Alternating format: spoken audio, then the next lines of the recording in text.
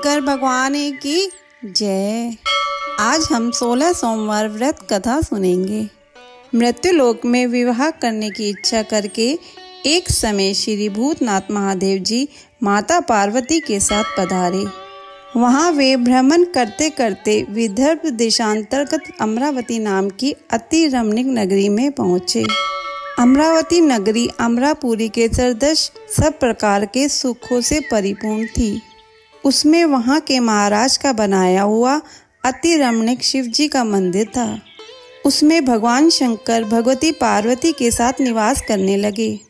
एक समय माता पार्वती ने प्राणपति को प्रसन्न देख के मनोविनोद करने की इच्छा से बोली, हे महाराज, आज तो हम दोनों चौसर खेलें। शिवजी ने प्राण प्रिय की बात को मान लिया और चौसर खेलने लगे। उस समय इस स्थान पर मंदिर का पुजारी ब्राह्मण मंदिर में पूजा करने को आया। माता जी ने ब्राह्मण से प्रश्न किया कि पुजारी जी बताओ कि इस बाजी में दोनों में से किसकी जीत होगी। ब्राह्मण बिना विचारे ही श्रीक बोल उठा कि महादेव जी की जीत होगी। थोड़ी देर में बाजी समाप्त हो गई और पार्वती जी की विजय हुई। अब तो पार्वती जी ब्राह्मण को झूठ बोलने के अपराध के कारण श्राप देने को उगत हुई। तब महादेव जी ने पार्वती जी को बहुत समझाया, परंतु उन्होंने ब्राह्मण को कोढ़ी होने का श्राप दे दिया। कुछ समय बाद पार्वती जी के श्रापवश पुजारी के शरीर में कोढ़ पैदा हो गया। इस प्रकार पुजारी अनेक प्रकार से दुखी रहने लगा। इस तरह के कष्ट भोगते हुए जब बहुत दिन हो गए तो देवलोक की अप्सराएं शिव जी की पूजा करने उस मंदिर में पधारी और पुजारी के कष्ट को देख बड़े दया भाव से उससे रोगी होने का कारण पूछने लगी। पुजारी ने निसंकोच सब बातें उनसे कह दी। वे अप्सराएं बोली, हे पुजारी, अब तुम अधिक दुखी मत होना। भगवान शिव जी तुम्हारे कष्ट को दूर कर देंगे। तुम सब बातों में शेष पोढ़श सोमवार का व्रत भक्ति भाव से करो। तब पुजारी अप्सराओं से हाथ जोड़कर विनम्र भाव से पोढ़श सोमवार व्रत की विधि पूछने लगा। अप्सराएं बोली, जिस दिन सोमवार हो उस दिन भक्ति के साथ व्रत करें।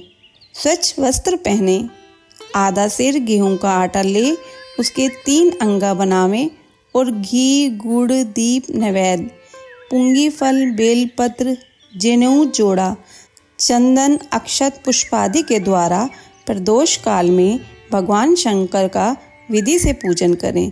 तत्पश्चात अंगाओं में से एक शिवजी को अर्पण करें। बाकी 2 को शिवजी का प्रसाद समझकर उपस्थित जनों में बांट दें और आप भी प्रसाद पावें। इस विधि से 16 सोमवार व्रत करें। तत्पश्चात 17वें सोमवार के दिन पाव सेर पवित्र गेहूं के आटे की बाटी बनावें। तदनुसार घी और गुड़ मिलाकर चूरमा बनावें और शिवजी का भोग लगाकर उपस्थित भक्तों में बांटें। पीछे आप कुटुंब प्रसाद लें तो भगवान शिवजी की कृपा से उसके मनोरथ पूर्ण हो जाते हैं। ऐसा कहकर अप्सराएं स्वर्ग को चली गई। ब्राह्मण ने यथाविधि पोढ़श सोमवार व्रत किया तथा भगवान शिवजी की कृपा से रोग मुक्त होकर आनंद से रहने लगा। कुछ दिन के बाद जब फिर शिवजी और पार्वती उस मंदिर में पधारे, तब ब्राह्मण को निरोग देखकर पार्वती जी ने ब्राह्मण से रोग मुक्त होने का कारण पूछा तो ब्राह्मण ने 16 सोमवार व्रत कथा कह सुनाई। तब तो पार्वती जी अति प्रसन्न होकर ब्राह्मण से व्रत की विधि पूछकर व्रत करने को तैयार हुई।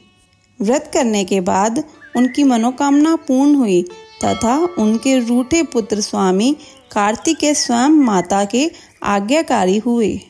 परंतु कार्तिकेय जी को अपने विचार परिवर्तन का रहस्य जानने की इच्छा हुई और माता से बोले, हे माता जी, आपने ऐसा कौन सा उपाय किया जिससे मेरा मन आपकी ओर आकर्षित हुआ। तब पार्वती जी ने वही पोढ़श सोमवार व्रत कथा उनको सुनाई। स्वामी कार्तिकेय बोले कि इस व्रत को मैं भी करूँगा, क्योंकि प्रिय मित्र ब्राह्मण दुखी दिल से परदेश गया है। हमें उससे मिलने की बहुत इच्छा है। कार्तिकेय जी ने भी इसी व्रत को किया और उनका प्रिय मित्र मिल गया। मित्र ने इस आकस्मिक मिलन का भेद कार्ति जी से पूछा तो वे बोले, हे मित्र, हमने तुम्हारे मिलने की इच्छा करके 16 सोमवार का व्रत किया था। अब तो ब्राह्मण मित्र को भी अपने विवाह की बड़ी इच्छा हुई। कार्ति जी से व्रत की विधि पूछी और यथाविधि व्रत किया। व्रत के प्रभाव से जब वह किसी कार्यवश विदेश गया तो वहाँ के राजा की लड़की का स्वयंवर था। राजा ने प्रण किया था कि जिस राजकुमार के गले में सब प्रकार शंडारित हथनी माला डालेगी, मैं उसी के साथ प्यारी पुत्री का विवाह कर दूंगा। शिवजी की कृपा से ब्राह्मण भी स्वयंवर देखने की इच्छा से राजसभा में एक ओर बैठ गया। नियत समय पर हथनी आई, उसने जयमाला उस ब्राह्मण के गले में डाल दी। राजा की प्रतिज्ञा के अनुसार बड़ी धूमधाम से कन्या का विवाह उस ब्राह्मण के साथ कर दिया और ब्राह्मण को बहुत सा धन और सम्मान देकर संतुष्ट किया। ब्राह्मण सुंदर राजकन्या पाकर सुख से जीवन व्यतीत करने लगा। एक दिन राजकन्या ने अपने पति से प्रश्न किया, हे प्राणनाथ, आपने ऐसा कौन सा भारी पुण्य किया जिसके प्रभाव से हथनी ने सब राजकुमारों को छोड़कर आपको वरण किया? ब्राह्मण बोला, हे प्राणप्रिय, मैंने अपने मित्र कार्तिकेय जी के कथानुसार 16 सोमवार का व्रत किया था, जिसके प्रभाव से मुझे तुम जैसी स्वयं रूपवान लक्ष्मी की प्राप्ति हुई। व्रत की महिमा को सुनकर राजकन्या को बड़ा आश्चर्य हुआ और वह भी पुत्र की कामना करके व्रत करने लगी। शिवजी की दया से उसके गर्भ से एक अति सुंदर, सुशील, धर्मात्मा और विद्वान पुत्र उत्पन्न हुआ। माता पिता दोनों उस देव पुत्र को पाकर अति प्रसन्न हुए और उसका लालन पालन भली प्रकार से करने लगे। जब पुत्र समझदार हुआ तो एक दिन उसने अपनी माता से प्रश्न किया कि माँ, तूने कौन सा तप किया है जो मेरा जैसा पुत्र तेरे गर्भ से उत्पन्न हुआ? माता ने पुत्र का प्रबल मनोरथ जान के अपने किए हुए 16 सोमवार व्रत को विधि के सहित पुत्र के सम्मुख प्रकट किया। पुत्र ने ऐसे सरल व्रत को सब तरह के मनोरथ पूर्ण करने वाला सुना तो वह भी इस व्रत को राज्याधिकार पाने की इच्छा से हर सोमवार को यथाविधि व्रत करने लगा। उसी समय एक देश के वृद्ध राजा के दूतों ने आकर उसकी एक राजकन्या के लिए वरण किया। राजा ने अपनी पुत्री का विवाह ऐसे सर्वगुण संपन्न ब्राह्मण युवक के साथ करके बड़ा सुख प्राप्त किया। वृद्ध राजा के दिवंगत हो जाने पर यही ब्राह्मण बालक गद्दी पर बिठाया गया, क्योंकि दिवंगत भूप के कोई पुत्र नहीं था। राज्य का अधिकारी होकर भी वह ब्राह्मण पुत्र अपने 16 सोमवार के व्रत को करता रहा। जब 17वां सोमवार आया तो विप्रपुत्र ने अपनी प्रेमता से सब पूजन सामग्री लेकर शिवालय में चलने के लिए कहा, परंतु प्रेमता ने उसकी आज्ञा की परवाह नहीं की। दास दासियों द्वारा सब सामग्री शिवालय भिजवा दी और आप नहीं गई। जब राजा ने शिवजी का पूजन समाप्त किया तब एक आकाशवाणी राजा के प्रति हुई। राजा ने सुना कि हे राजा, अपनी इस रानी को राजमहल से निकाल दे, नहीं तो तेरा सर्वनाश कर देगी। वाणी को सुनकर राजा के आश्चर्य का ठिकाना नहीं रहा और तत्काल ही मंत्रालय में आकर अपने सभासदों को बुलाकर पूछने लगा कि हे मंत्रियों, मुझे आज शिवजी की वाणी हुई है कि राजा तू अपनी इस रानी को निकाल दे, नहीं तो तेरा यह सर्वनाश कर देगी। मंत्री आदि सब बड़े विषय में और दुख में डूब गए, क्योंकि जिस कन्या के साथ राज मिला है राजा उसी को निकालने का जाल रचता है। यह कैसे हो सकेगा? अंत में राजा ने उसे अपने यहाँ से निकाल दिया। रानी दुखी हृदय से भाग्य को कोसती हुई नगर के बाहर हुई। बिना पत्रान फटे वस्त्र पहने भूख से दुखी धीरे धीरे चलकर एक नगर में पहुंची। वहां एक बुढ़िया सूत काट कर बेचने को जाती थी। रानी की करुण दशा देख बोली, चल तू मेरा सूत बिकवा दे, मैं वृद्ध हूँ, भाव नहीं जानती हूँ। ऐसी बात बुढ़िया की सुन रानी ने बुढ़िया के सर से सूत की गठरी उतार अपने सर पर रखी थोड़ी देर बाद आंधी आई और बुढ़िया का सूत पोटी के सहित उड़ गया। बेचारी बुढ़िया पछताती रह गई और रानी को अपने साथ से दूर रहने को कह दिया। अब रानी एक तेली के घर गई तो तेली के सब मटके शिवजी के प्रकोप के कारण चटक गए। ऐसी दशा देख तेली ने रानी को अपने घर से निकाल दिया। इस प्रकार रानी अत्यंत दुखी हुई। सरिता के तट पर गई तो सरिता का समस्त जल सूख गया। तत्पश्चात रानी एक वन में गई। वहां जाकर सरोवर में सीढ़ी से उतर पानी पीने को गई। उसके हाथ में जल स्पर्श होते ही सरोवर का नील कमल के सदस्य जल असंख्य कीड़ों में गंदा हो गया। रानी ने भाग्य पर दोषारोपण करते हुए उस जल को पान करके पेड़ की शीतल छाया में विश्राम करना चाहा। वह रानी जिस पेड़ के नीचे जाती उस पेड़ के पत्ते तत्काल ही गिरते गए। वन सरोवर जल की ऐसी दशा देखकर गौ चराते ग्वालों ने अपने गुसाई जी से, जो उस जंगल में स्थित मंदिर में पुजारी थे, फिर गुसाई जी के आदेशानुसार ग्वाले रानी को पकड़कर गोसाई के पास ले गए। रानी की मुख कांति और शरीर शोभा देख गोसाई जान गए ये अवश्य ही कोई विधि की गति की मारी कोई कुलीन अबला है।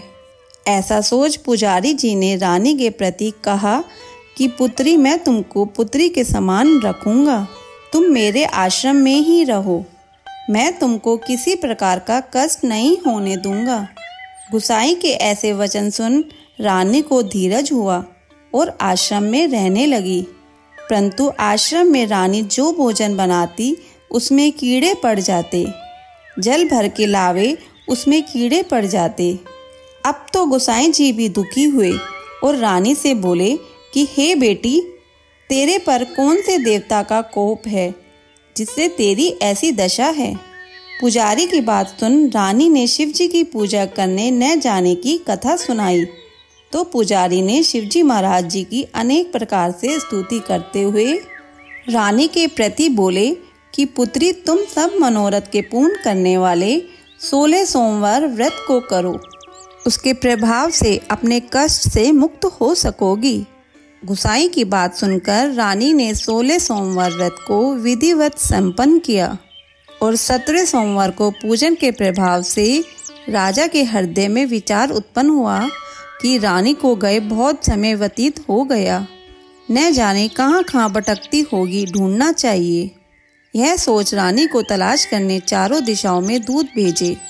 वे तलाश करते हुए पुजारी के आश्रम में रानी को पाकर पुजारी से रानी को मांगने लगे। परंतु पुजारी ने उनसे मना कर दिया तो दूत चुपचाप लौट गए और आकर महाराज के सम्मुख रानी का पता बतलाने लगे। रानी का पता पाकर राजा स्वयं पुजारी के आश्रम में गए और पुजारी से प्रार्थना करने लगे कि महाराज, जो देवी आपके आश्रम में रहती है वह मेरी पत्नी है। शिवजी के कोप से मैंने इसको त्याग दिया था। अब इस पर से शिव का प्रकोप शांत हो गया है, इसलिए मैं इसे लिवाने आया हूँ। आप इसे मेरे साथ चलने की आज्ञा दे दीजिए। गुसाई जी ने राजा के वचन को सत्य समझकर रानी को राजा के साथ जाने की आज्ञा दे दी। गुसाई की आज्ञा पाकर रानी प्रसन्न होकर राजा के महल में आ गई। नगर में अनेक प्रकार के बधावे बजने लगे। नगर निवासियों ने नगर के दरवाजे पर तोरण बदनवारों से विविध विधि से नगर सजाया। घर घर में मंगल गान होने लगे। पंडितों ने विविध वेद मंत्रों का उच्चारण करके अपनी राजरानी का आह्वान किया। ऐसी अवस्था में रानी ने पुण्य अपनी राजधानी में प्रवेश किया।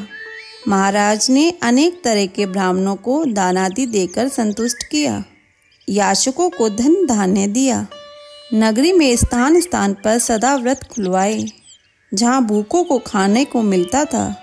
इस प्रकार से राजा शिव जी की कृपा का पात्र हो राजधानी में रानी के साथ अनेक तरह के सुखों को भोग करते सोमवार व्रत करने लगे।